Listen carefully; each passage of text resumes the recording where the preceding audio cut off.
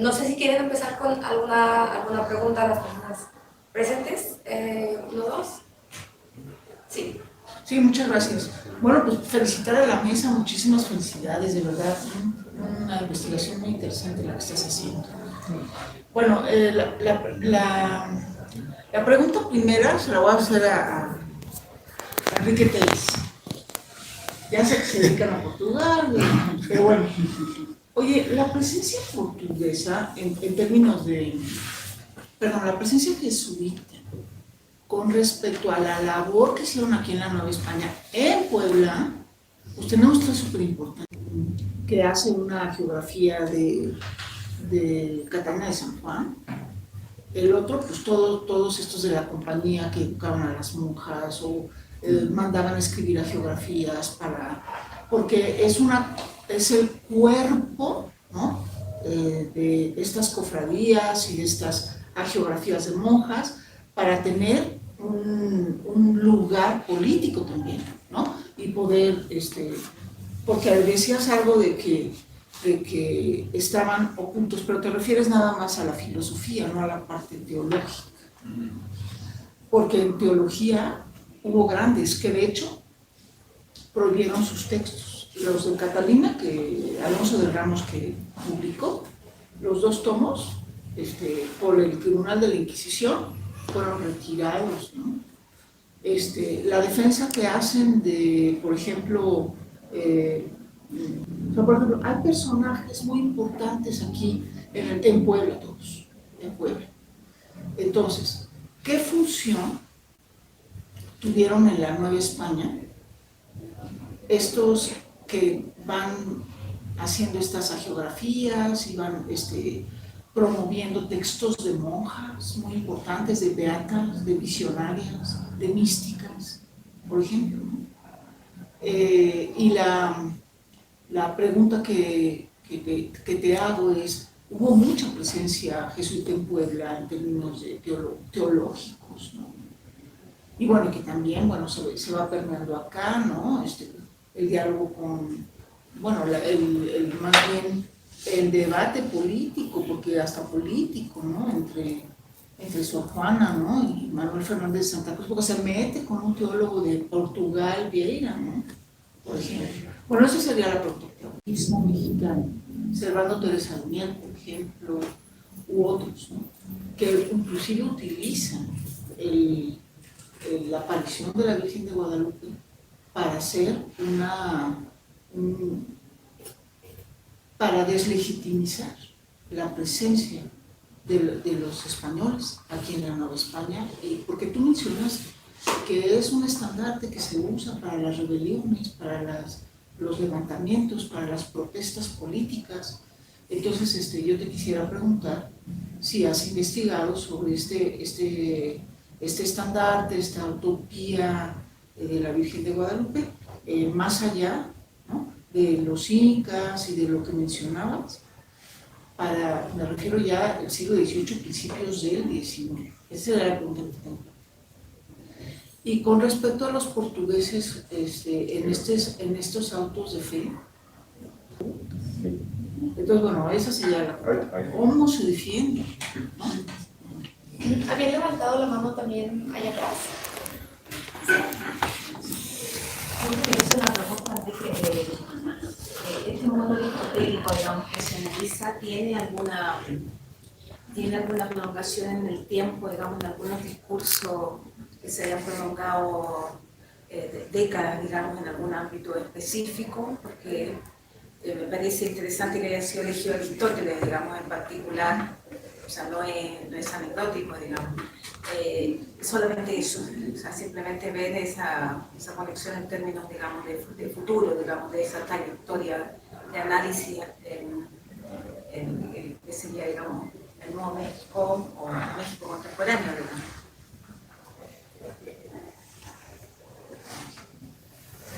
Gracias. No sé si hay alguna otra. Y una segunda pregunta. El tema es muy centrado, digamos, en lo religioso. Yo me pregunto que en torno a la figura de la Virgen de Guadalupe, etc. Claro, siempre se vincula, digamos, también al mundo católico indígena, pero la pregunta es si en un momento la figura de la Virgen de Guadalupe es simplemente una excusa de movimiento, digamos, ¿lo considera usted movimientos revolucionarios de algún tipo, que la utilizan para unas fuerzas que pueden ser incluso un poco más laicas, no solamente como un instrumento, esa dicotomía, digamos, entre España y el mundo indígena, digamos, entre lo colonial y digamos, lo colombino que trasciendes, sino que tendría otra vertiente que se podría prolongar bajo el encubrimiento, digamos, de la iconografía de la Virgen de Guadalupe. Gracias.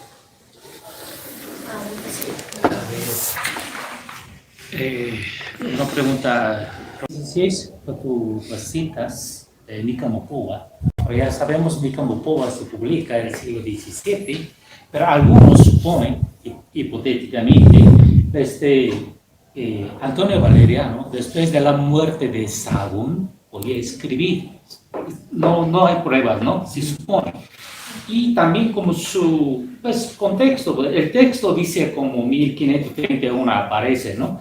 Esto sí parece como una versión teatral, ¿sí? Entre varias, con varios fandigos, varias versiones teatrales, ¿no?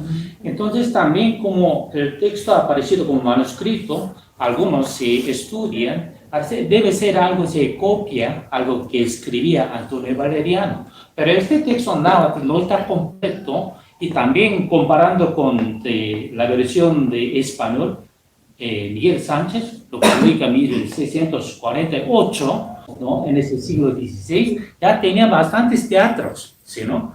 Y luego, desde el siglo XVII, publicando oficialmente, y también Nicamopoa está juntos con Nicamotecpana, muchos exvotos en verbal, ¿sí, no? Y por eso entonces una versión muy retrospectiva ya. Yo creo que, imagino, el siglo XVI ni conocía algo oficialmente, ni algo, nada más andaban varias versiones teatrales como cuento, ¿no? Entonces, para analizar como aquí la filosofía que sea siglo XVI, algo nosotros, pues contando con un texto, algo como relato, mucho después, con eso, vemos la filosofía, algo la idea del siglo XVI, un poco irónico. Nada más me parece un poquito. Yo tengo un pequeño comentario, porque hablo mucho de eurocentrismo, por ejemplo de Hegel y todo eso, es decir, y es eurocentrista. ¿Por qué? ¿Qué pasa? La Nueva España es muy compleja porque es del siglo XVI al siglo XVIII, son 300 años, que es más de 200 años que hemos sido mexicanos. No es lo mismo la España manierista o la Nueva España manierista del siglo XVI que la del XVII o que la del XVIII, inclusive de la Ilustración. También en el siglo XVII se da la partición de España, de que todas las potencias europeas se van contra España, y viene el cambio de régimen de los Borbones, que son como unos títulos de Luis XIV.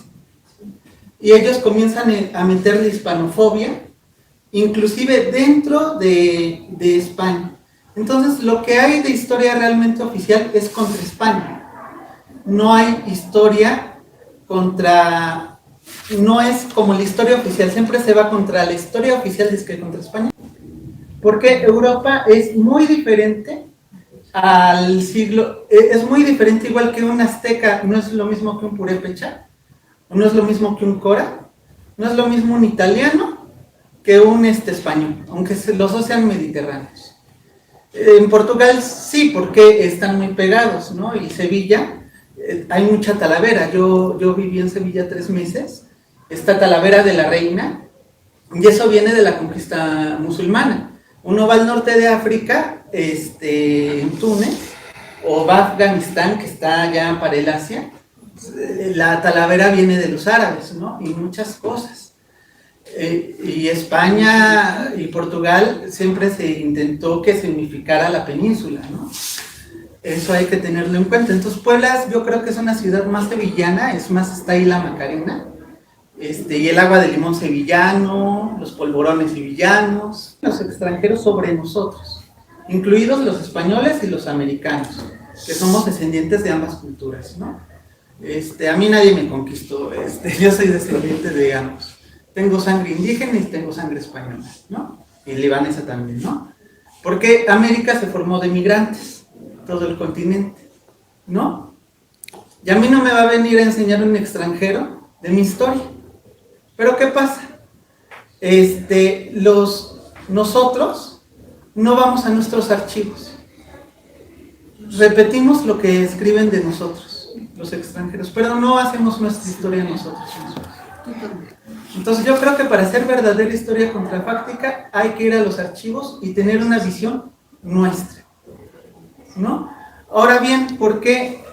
En la historia de las mentalidades yo me dedico más bien a historia de las bibliotecas y yo trabajé en la Catedral de México, ¿no? Y logré hacer la historia de la primera biblioteca de la catedral, que decían que, que era magnífica, grande, etcétera, etcétera. Eran 30 libros del Tostado y de Dionisio Cartujano. Porque la mayoría de los libros que se trajo del Abrojo los dio a San Francisco, porque dijo que eran más necesarios para la evangelización en San Francisco, y solo dejó los del Tostado y Dionisio Cartujano para la catedral, que se vendieron en 1583. Porque no tenía ningún uso y todo, y se vendieron a un librero de nombre Mendoza. Eso ya va a salir en este mes la publicación. Pero, a lo que voy, yo estuve leyendo mucho de Zumárraga, y la verdad parecía un santo. He leído yo los documentos originales y todo lo demás. No tenía ni qué comer, porque todo lo daba para construir hospitales, darle medicinas a los pobres. Se quedaba sin nada. Entonces muchas de las áreas a Martín de Aranguren, que fue un minero, que hizo gran, ¿cómo se dice? Gran fortuna. Y él, como veía que Zumárraga no tenía ni qué comer, fue el que lo, ¿cómo se dice? El que lo financió, ¿no? Y esto voy porque Zumárraga, cuando llega en 1528, de 1528 a 1531, que parte a España, no hay inicios de la catedral ni del Obispado de México. En ese periodo de tiempo hay una laguna de información. ¿De cuándo? De 1528 a 1534, que es cuando llega Zumárraga de España, ¿no? 1535. Y esto es porque había escasez de papel, ¿no?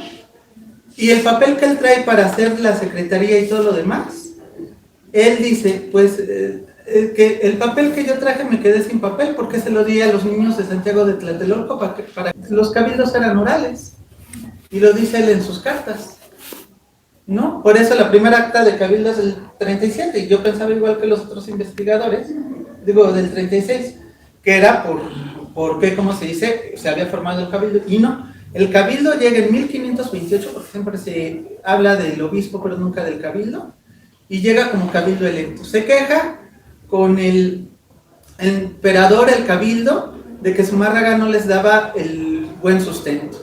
Pero lo que pasa es que Zumárraga, igual que San Crodegando en la Edad Media, quería, como era franciscano, quería que su cabildo fuera, ¿cómo se dice?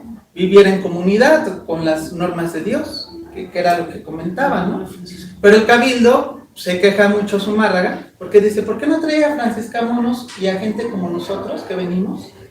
Y trae gente que solo quiere ocupar cargos públicos y porque dice para ganar dinero, porque el primer cabildo era muy en Europa, porque recordemos que San Bonifacio había sacrificios humanos con Torgiel, por eso el arbolito de Navidad. Dice que se haga lo mismo, el mismo método de evangelización que con Pipino el Breve y que con Carlomagno. Entonces viene nuestra evangelización, ya se había hecho en Europa, los mismos métodos que trae la Iglesia, para los bárbaros del norte, y también para, ¿cómo se dice? Y también se hizo igual que en España, en la propia Granada. No hay que irse más lejos, ¿no? Son los mismos métodos que se aplicaron, inclusive dentro de la península, que en Alemania y en esas regiones del norte. Entonces, hay que leer un poco más y ver, ¿cómo se dice? ¿Qué dicen los extranjeros? Que es cierto, y quitarse un poquito la filosofía e irse a los hechos de los archivos. Es un...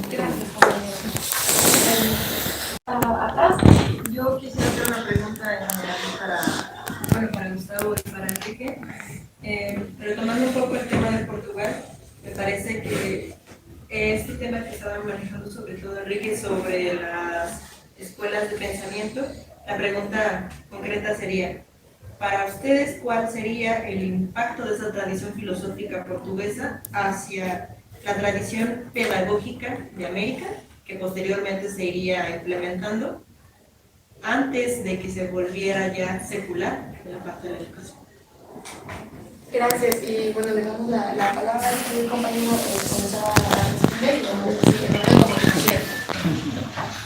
Bueno, en el orden así como se fue planteando, primero, la pregunta que me hizo la doctora Cristina en relación a cómo se logró defender Valles de Sevilla ante el Santo Oficio. Ahí eso da para otra ponencia muchísimo más grande, porque prácticamente el caso de este comerciante deriva en un mesianismo. ¿Por qué? Porque se empezó a manejar dentro de la comunidad conversa portuguesa que su hijo Gaspar Báez era el tan anhelado Mesías que los hebreos habían estado esperando. De hecho, el Santo Oficio por eso abre el proceso en contra de Gaspar Báez. Ahí, quien guste ir a pelearse con la burocracia del Archivo General de la Nación ahorita, son 2 tomos el proceso de Gaspar Báez de Sevilla. Entonces, y son dos grandes tomos, y uno es obviamente la cuestión del proceso criminal y la otra es la cuestión ya teológica de lo que se está planteando. Propiamente Báez de Sevilla no se ve a sí mismo como un judío, se ve más como un comerciante. Él pagaba a las mujeres conocidas como las Rivera para que hicieran los ayunos por él. Él está más versado en hacer negocios, viajar a Filipinas, a Perú, porque como capitán tiene que estar viendo cómo hace las rutas comerciales.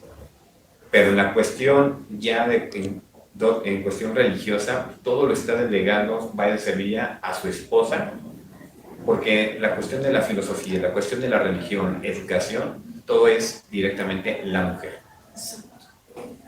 Y ahí es meternos a otro tema más complicado de dónde viene, de cómo se deriva el judaísmo, porque el judaísmo se hereda de la madre al hijo, no es del padre al hijo. Eso tiene que ser algo consanguíneo completamente. Y es curioso porque la típica mujer portuguesa, y eso va un poquito vinculado a lo que me pregunta Jennifer, la educación propiamente dentro de las comunidades. El padre solamente determina cuál va a ser el orden con el cual se le va a enseñar a las mujeres qué es lo que tienen que ir aprendiendo. Habrá un padre que diga, no, que primero aprenda a leer y escribir. Habrá otro que diga, no, primero tiene que cocinar. Y así sucesivamente. Y en la cuestión con el varón, sí, hay una educación, pero tiene que ser una educación práctica en cuestiones de vida cotidiana.